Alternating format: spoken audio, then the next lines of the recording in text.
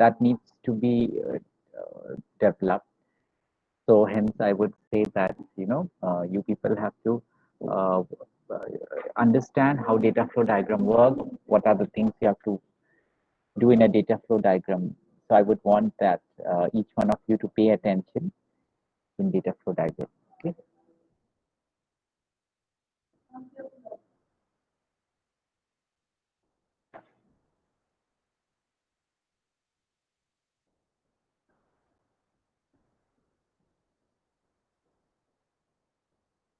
So Arbaz can take the attendance or anyone else also.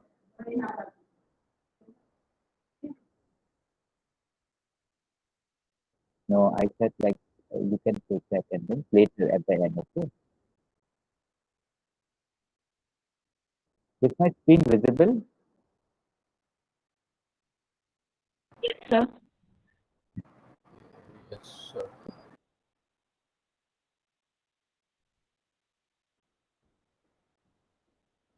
Okay. So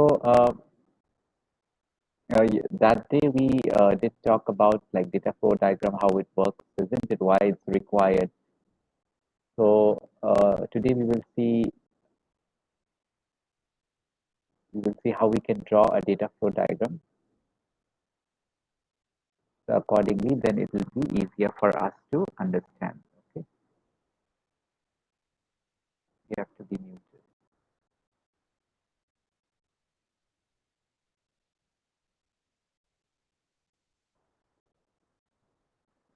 Arbaz, you mute yourself because I think echoing.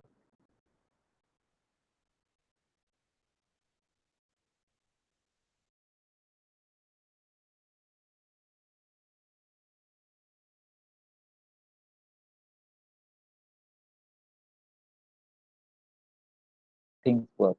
So all these things you need to know. Okay, so let us see first of all the rules. That day I have, so you can write down also part by part. Okay, so see, these are the symbols of data flow diagram: entity, external entity. So entities are some like the people who will be making use of the system. Okay, so like last time we have taken an e-commerce application. If you are wanting to develop, so that time you can show that you need to consider like which are the people who will be interacting or making use of the system. So we had two people. We said customer, and on the side it is the administrator. Okay, so that needs to be clear. Then process is an entity is shown with a rectangular box. Okay, process is again the activities which will take place in the system, like insert, updation, viewing, ordering. All these are activities, isn't it? So that has to be shown with a process, and process is represented by an oval kind of a structure. So at the background of a process, any activity that you do programmatically, how will you do it? You will have to use SQL query, isn't it, to get the work done in a database application. I'm saying this is basically from the database project's point of view. So you need to do that with the help of an SQL query. Similarly, if suppose someone is, I mean, storing any kind of output, then in that case, that has to be stored in a database, or I would say data store. And that data store is being shown with this kind of a symbol. Sometimes it's shown like this, two parallel lines. Sometimes it's like this also, open rectangle. This side it is closed, but this side it is open. So that is also acceptable. If suppose your project or your software is generating any kind of output like bill or something like that, then you have to show with this. Okay, if there is a flow of data, then it will be one directional only. Okay, so I mean to say data will always be flowing in the system, isn't it? So it will be one arrow symbol only. Okay. Now, whenever we make a DFD or a data flow diagram, then there are many levels. Okay. So the first, the beginning level or the zeroth level that we say is the context diagram. Okay, not context level, but context diagram or level zero. Okay, level zero is also called as context diagram. So context diagram is a very abstract data flow representation of a system, because through one bubble only we are representing the entire software, okay, the entire system of how the the overview, you can say, of the software is being represented using a context diagram or um, level zero diagram. Okay, so here basically we will see that how external entities basically will interact with the software, okay, and how data will flow, okay, in the system, okay, what data will be inputted to the system, what data will we will be getting from the system. So arrows also will be sometimes from the entity to the process, and then again from process to the data store, or sometimes it may so happen like this, sorry, the arrow diagrams will be in context diagram will be basically from the entities to the process, and then if suppose based on some parameter, the entity is expected to get some output, then if the system is generating certain kind of output, then there should be an arrow flowing from the process to the entity. Okay, so this justification of how data flows, whether it's from entity to process or from process to entity, that has to be shown with the help of the data flow arrows. Okay, so the direction of how the data is flowing, in which direction, that will be basically be shown with the data flow arrows. Okay, that the context diagram is also called level zero DFD or data flow diagram. Now, in data flow diagram, as I said, it is just an overview of how the entire system looks like, who are the entities which will interact with the system, and in a general overview, it just gives a rough sketch of what the system is all about. But if we want to know about how the system will work, know what are the functions or the activities the system will be having, performing, so we need to decompose the zeroth level. Okay, so when we move from the zeroth level or from the context diagram to the next level, so that is called level one. In level one, we will try to break up the various components or the activities which would not be represented in level zero. Okay, one more thing you have to remember is that in level one, the concept of data store will come. Data store, what is data store? It is the server or the database where the information will be stored. But in level zero, we are not showing any data store, isn't it? But once the decomposition or the breaking up of the main process of the context diagram is taken forward in level one, then in level one, in that case, the main process of the context diagram explodes. It is decomposed into further other processes, sub processes, I should say, and each of the sub processes will try to tell us what basically work each of them would be doing.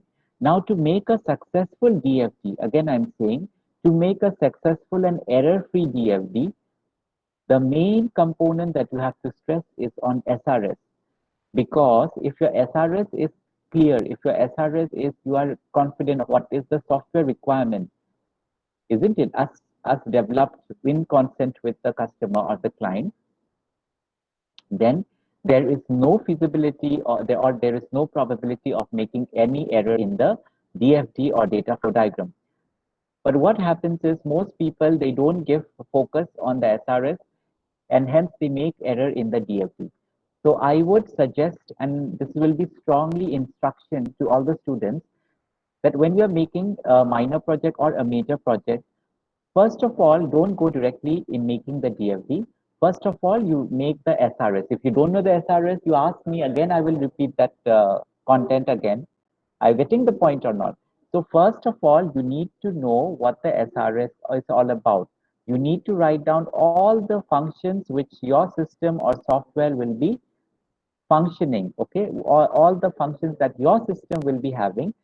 So accordingly, once you have developed the SRS, then you have to move towards the data flow diagram. Then there will be no error. Why? Because you have the SRS ready in your hand. So that clarity needs to be there in you in order to make a correct and error-free DFD. Okay. So to develop the context diagram, it is required to analyze the SRS document, as I said, to identify who are the users who will be dealing with. Like here in an e-commerce website, we have just taken admin and the customer, isn't it? The people who will be making use of the e-commerce website. But let's say we may have a kind of a software where two external entities, more than two external entities may be there. Okay, like for example, a job seeker management portal, if we have something like that, okay? So in that case, who are the people who will be involved? The administrator will be there because the administrator will be uploading all the job related queries, isn't it, in his particular site. There will be job seekers also who will be viewing the job which is being displayed on the website, and accordingly they can apply it.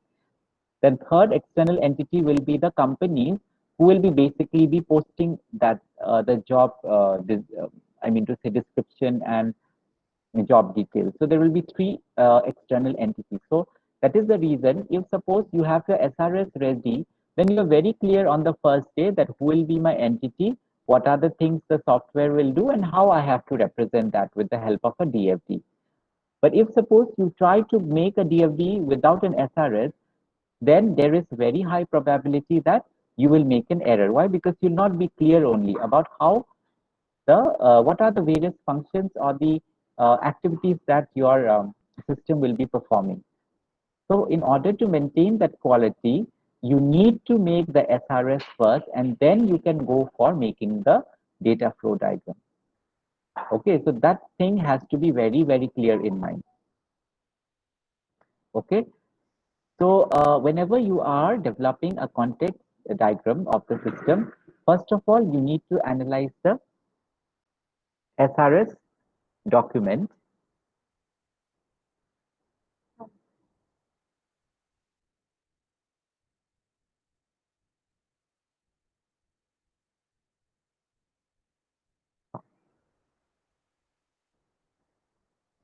So first of all, you need to analyze the SRS document, because from there you will be knowing what are the various kinds of users would be using the system. Okay, and what kind of data those users will be inputting to the system. Okay, and if any data is expected to be generated from the system, isn't it? So all those things will be clear in a DFD. Okay, now whenever I make a context diagram, there will be only one bubble. Okay, and the name of the bubble is given as per the name of the software. Okay, now let us take this example. These are the symbols like last class. So I'm taking this directly from the report, okay, of the project. So as I said that in this, while you are making a context diagram or level 0, first of all, you need to identify that who will be your admin and who will be the external entities. So in this case, there will be two external entities, admin and customer, because they will be making use of the system, correct? Now, this bubble in context diagram, remember that there will be only one bubble or only one mother process, okay? So in this case, the name of the process, okay, or of this bubble is named after the name of your project. So let's say someone is doing library management system. So here it will come library management system. If someone is doing, let's say, anything, maybe school management system, that will be named as school management system. If someone is working on online shopping, then it will be written as online shopping. So whatever is the name of your project, the first context diagram's process name will be after your project name, okay, as per your project name, I should say. So accordingly, you have to know. Then what will be the level? The level will be 0. Since our context diagram is stated to be level 0, so the numbering of this process is 0. Okay. Now we need to check what are the various functions that this system or the software will be having. What are the various work we can perform using the software? Now, first of all, see, let us first focus on the admin side. So admin will be able to log in, correct? Admin will be able to manage category. Manage category means there may be various category of products. So he will be able to update, add new information, view, search, isn't it? So he'll be able to manage category wise. He can also manage brand wise. There will be many brand of products. So accordingly, new brands can be updated. Existing brands information can be updated. Some brand which is not there anymore, their production has stopped. So those brand has to be deleted, isn't it? Accordingly. Similarly, product also, all right. Similarly, admin has to manage the order. He will check who are the people who have given the orders, who are the people who have already given orders in the past, okay, which are the orders where we have performed the delivery. So all those things will be managed by the admin in with respect to the order. And accordingly, whatever information we need from the system, accordingly, the system will be giving us the response. So that's why the arrow is from the system to the admin. Clear? Now, let us see from the customer side. Same thing with customer. But in customer, one thing we have to remember that a customer, in order to be registered a user of the portal or of the website, he has to first go for the registration, because it is then only he will be able to generate his username, user ID and password.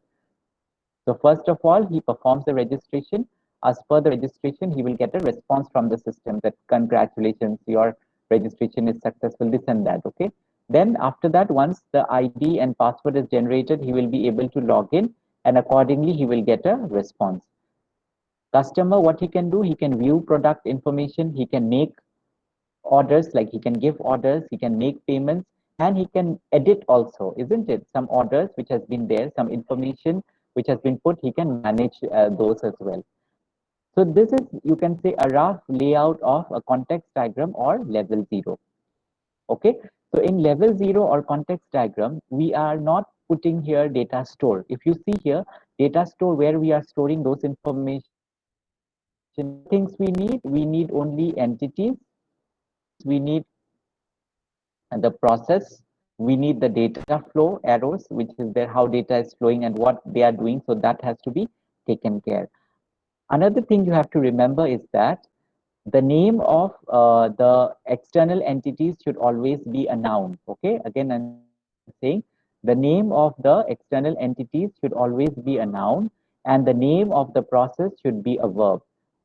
Because verb is represents something where some activity is taking place or some functions has been performed, isn't it? So that is the reason we'll see in the next level that the naming of a process should be a verb, and you have to always remember that the naming of the external entities should always be a noun. Okay, so that has to be taken care. Now in the next level, when we explode this one, when we decompose this one to next level, it will be level 1. Process only will be decomposed, will be broken down in the next level.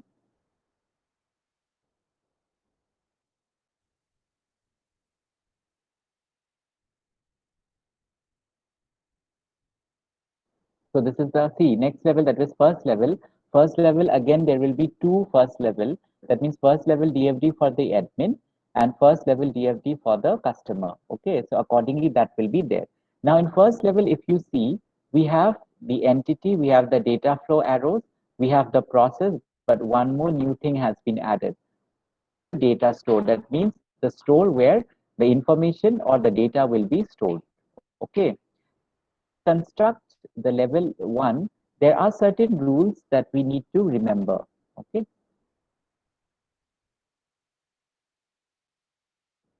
Uh,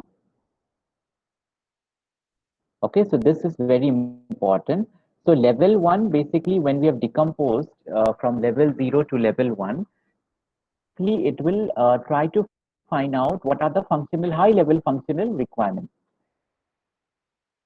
Okay, level 1 DFD, the number of processes should be in between 3 to 7. Okay, and these can be directly represented by bubbles. Okay, in the level 1 DFD. Okay, yes, we can examine the input data of each of the functions and the data output by these functions. Okay, and then represent nicely in the diagram. Okay, now if suppose the software has a like passing more than 7 high level requirement, functional requirement, what we need to do is some of the related requirements have to be combined and they have to be represented in the form of bubble in level 1 DFD. We have generalized the functions into one process only. So such process or the bubbles has to be split up into further levels, or I would say level 2 DFD.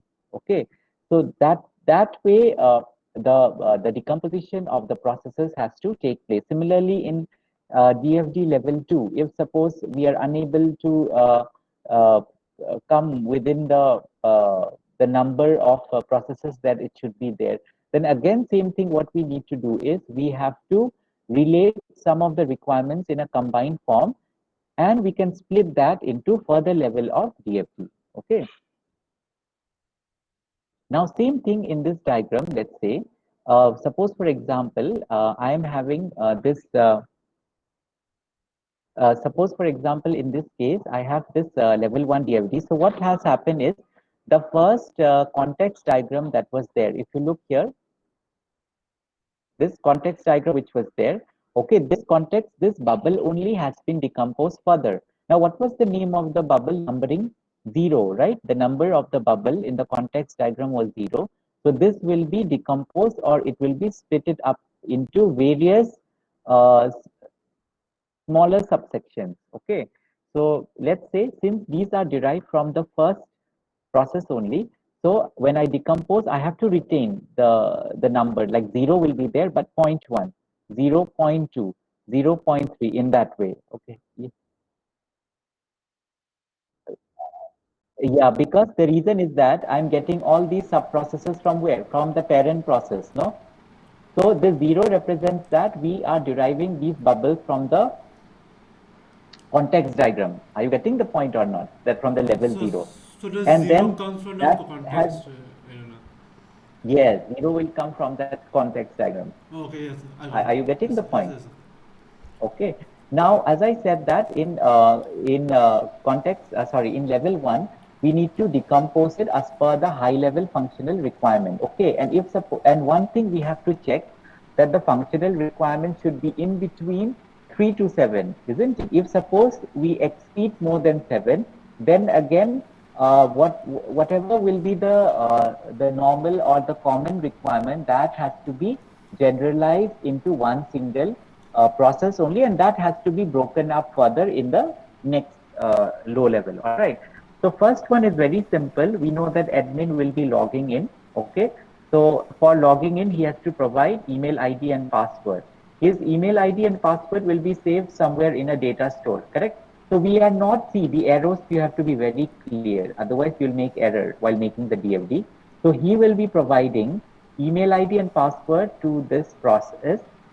This process responsibility will be to check whatever email ID has been provided by the admin with respect to the email ID and password which is already available in the server or in the data store. So what will be, that will be fetched accordingly. Who will fetch? This one only will fetch. Okay, using the SQL query. At the background of the process, we have the SQL query only, which is being executed. So accordingly, this will be taken, and this will be fetched, and this will do a comparison, the login process. If suppose the comparison, after doing comparison, the credentials are matching, then accordingly the admin will get a response that okay, response, and he will be directed to the home page. If suppose it doesn't happen, then what will happen? He'll be redirected again to the same page only where he is. Are you getting the point? Okay. Then next is category, manage category. Now under manage category also there are many things. Manage means what? See, this one we are going to break up 0.2. Okay, so when this breaks up, let's see in the lower level, see, this is 0.2.1, isn't it? 0.2.2, 0.2.3, 0.2.4, isn't it? So what we are doing is, since we could not show each one of them,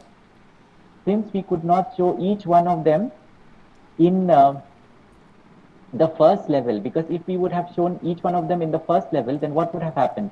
That range was there, no, 3 to 7, it would have exceeded the number of processes. So what we have done, we have made a process called manage category, and we have decomposed this process in the next level. That means in DFD level 2. Okay. Now this number of this process is what? 0.2. So if I decompose this process in the next level, then it will be 0.2.1, 0.2.2. Why 0.2 is fixed? Because we are decomposing this process. So the moment when I write the numbering 0.2.1, what will it mean? Oh, 0.2 is the process which is coming from the first level, and 1 is the decomposition that we have made in the second level. So that is the reason. So what I am doing here, I am supplying the attribute. So what I'm supplying based on category ID or category name, I'm adding the information in the category table. Okay, I may add, I may edit, I may delete, I may search. Okay, that we will show nicely in the second level. And accordingly, I will get a response that whether it is successful or unsuccessful. If I made a system like that, which gives a message once we perform the operations, then that will be feasible. Similarly, for brand also, same work only, I can perform the similar operation, but since I cannot show all of them because the number of processes, total number of processes will exceed more than 7 in level 1. So what I will do, I will club together in a general form and I will say that manage brand. So how will I make the updation? There has to be some parameter, no? Like see, whenever if in suppose in class also, we are making any kind of updation regarding the student data, then we will update based on the roll number, isn't it? Class roll number of the student or university roll number. If we want to get any details or if we want to add any record against the student. So that is done based on the very important based on the important attribute, okay, which will be the deciding factor. So similarly here, if suppose for the brand I want to make certain changes, I want to add, I want to make certain new entries, then accordingly I will do based on what attribute, the brand ID or maybe the brand name, okay, randomly we have just taken aside, and accordingly that will be updated in the database and a response will be there. Similarly for product also I will do the same, and order also will be there. Now see, each of the things in level 1 is in a very generalist form because again this will be splitted up, okay, except for the first process in the level 1, all other processes will be decomposed. Okay, again I'm saying except for the first process in level 1, all other processes will be decomposed. And behind the process, how these processes work? Actually, it's a SQL query only, no, where all the work we are doing, isn't it? So let us go now. So apart from the first process, all other will be decomposed. So see, second process of level 1 has been decomposed. So what are the activities we are doing?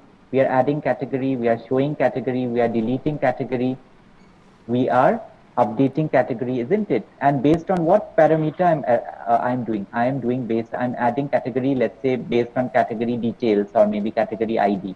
So accordingly, that has to be added. So whenever it's addition, the data will flow from the process to the data store, isn't it? If suppose I'm showing category, so based on the category ID, I will fetch the details from the data store and accordingly like given to the admin. All right. So once again, I'm saying, see why there is a difference between this arrow and this arrow. In here, we are adding the category. The admin is adding the category. So data will flow from the process to the data store. But if suppose the admin wants to see it, view it, then what has to be done is he will give the category ID to the process. Based on the ID, the details will be fetched from the data store. It will be given to this process and the process will deliver that information to the admin. Similarly, when suppose what he has done for category, same can be done for this thing also. Wait, it's not yet done. So if he wants to delete some category, so what can we do? He will, based on the category ID, he will fetch that data and then again he will delete this one, okay? And according, now, okay, here there is an error actually. There should be two arrows here for delete and update, okay? When the admin requests for, like I mean to say for deletion, okay, based on the category ID, so one arrow will come here. It will be fetched here. So one more arrow should be there.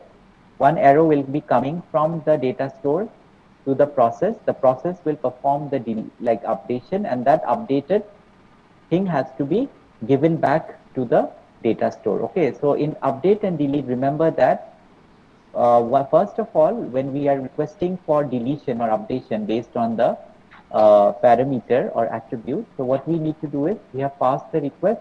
Accordingly, one arrow will be coming from the from the data store to the process. The process will perform the deletion or updation, okay, and then that has to be reflected in the database, okay. So first it will fetch, perform the work, and then accordingly it will update that in the main database. Okay, so that is very important, you have to know.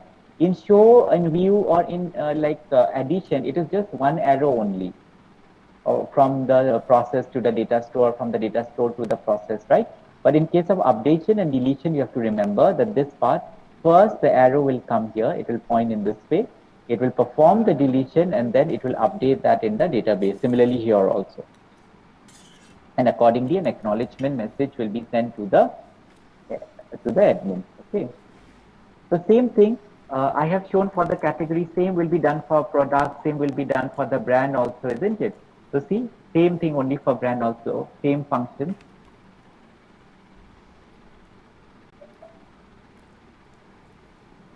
Okay. The same thing for product also.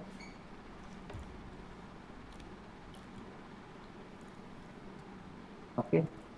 Yeah, for order, see now this order process is which number process in level 1? Which number process? The fifth one. How do I know? Because from this suffix 0.5, 0.5, that means that fifth number process in level 1 has been decomposed. So does it have to be in order? Like, I mean, the second level has 0.3. So like, can 0.3 like go to a third level and 0.5 go to second level like that? I mean, does it have to be in No, these are all second level only. I mean, like, second level has like 0.4, right? From the diagram. 0.4. Okay, let me check. Wait. Maybe I made an error then. Let me check. Huh? Okay, so like all of them are in second. No. level. I think 0.4 we already have done. Yes, sir. 0.2 was for category. 0.3 was for brand. Yes, 0.4 was for product. These three we already did. Same work only they are doing. You know, the activity. So they're in the same level, right? I mean, second level. I thought like the level changed. Yes. I was confused. Yeah, sorry. No. They are in the same level, second level only. Okay, sir.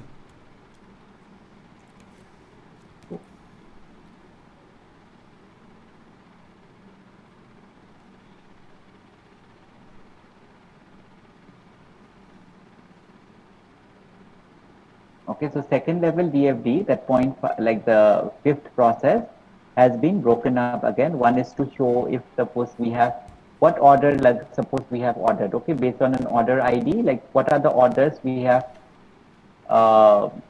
finalized. So accordingly, that will be fetched from this table. I mean to say from the data store, and then it will be given to the admin.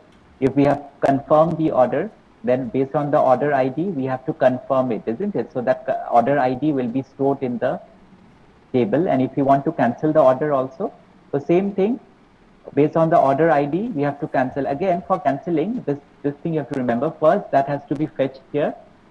Okay, the order which was like we want to cancel, this will perform the cancellation work and that will be updated in the data store. Okay, so that you have to remember. Then next moving, that was the DFD level for the admin only. Okay, we have decomposed up till second level, isn't it? So same thing we have to do for the customer or the client also, isn't it? Okay. The numbering also, see, I have written the rules. Okay, everything I've given in the notes. These examples you need not refer because I have given separately, no? Nicely. Anything like I'm just checking the notes once. Okay, we will see this later. First, let's finish this. Now, similarly for the customer also same thing, but customer has to perform, unlike the admin, the registration process first, isn't it? He has to do it. So accordingly, the customer will give all the details accordingly, and then he will be able to perform. Okay, here there is the error. Once the customer registers, this has to be arrow in this direction. Okay, it should go from the register to, from the process to the table. Okay, there is an error. Similarly, once the customer is able to register, so what will happen? He will get user ID and password. So that's why the arrow is going from the process to the customer, the entity. Okay. So once he gets the username and password, so what will it do? So like how many levels of DFD will be there, like normally? See, now till third level you can go if it is a very huge project, no? Yes, sir. So that way you can do, but generally up till second level for your, I think, class, it will be sufficient. Okay. Yes, sir.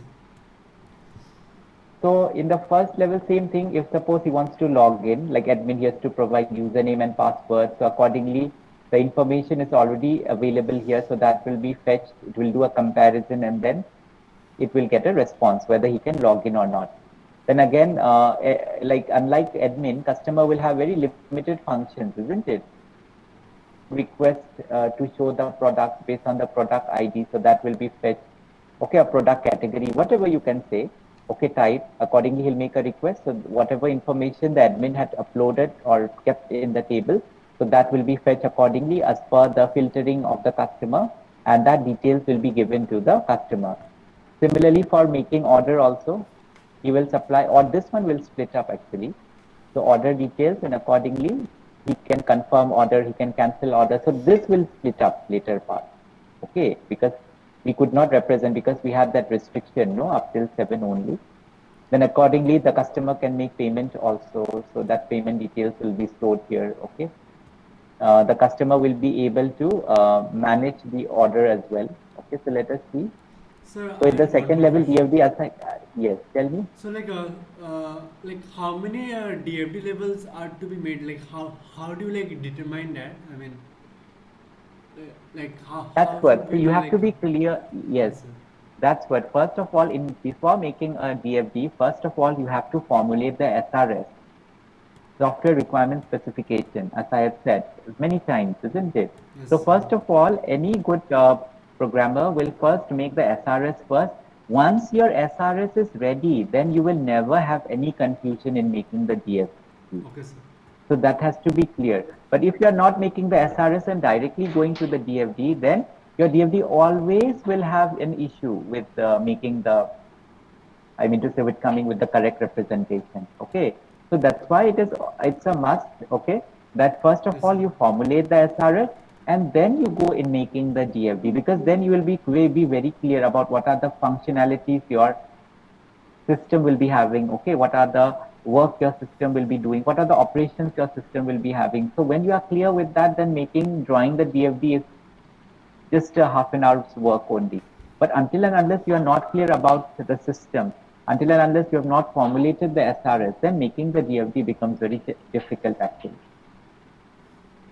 So that's why I would Yes, suggest sir. each one of you that do a spur. That's why the subject is called software engineering. That means you are making the software based on the principles or the technical guidelines which are there, isn't it?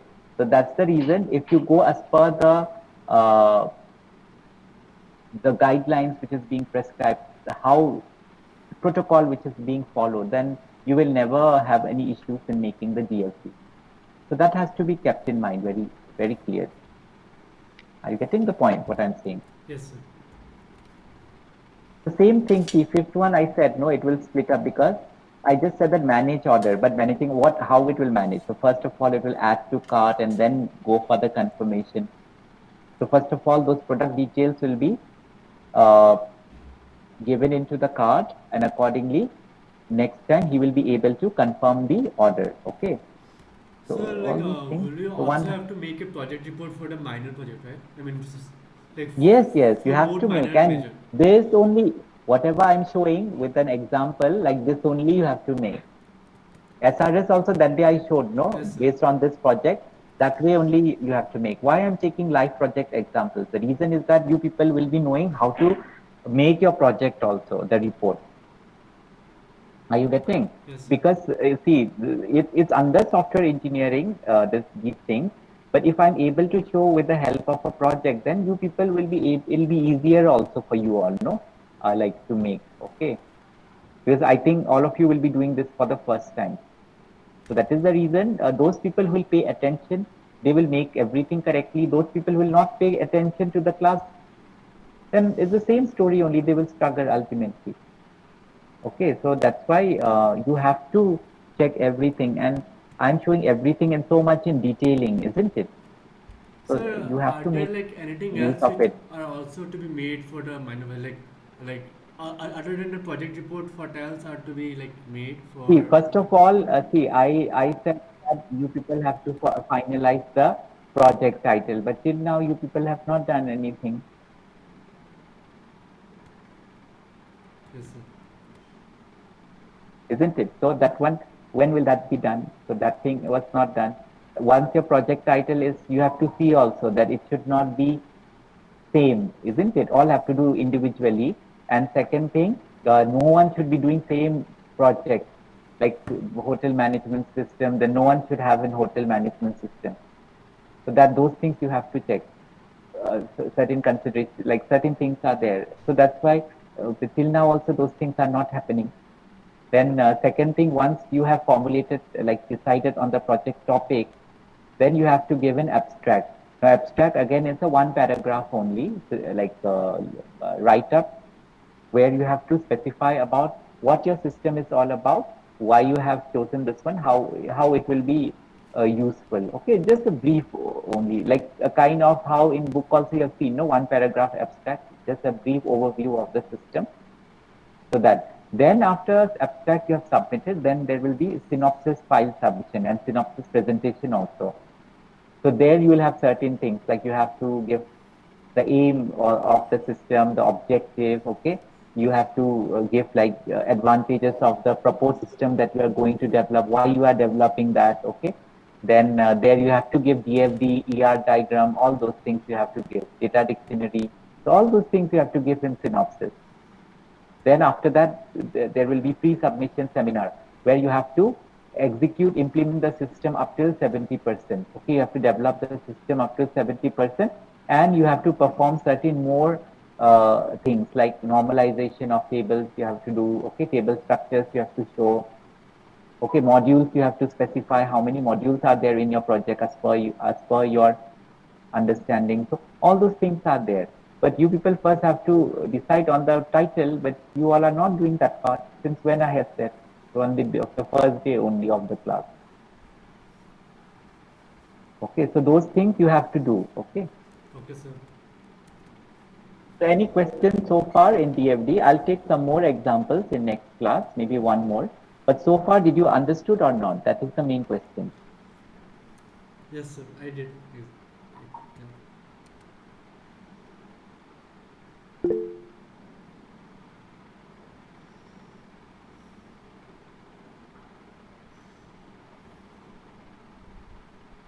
Anyone else? Any question?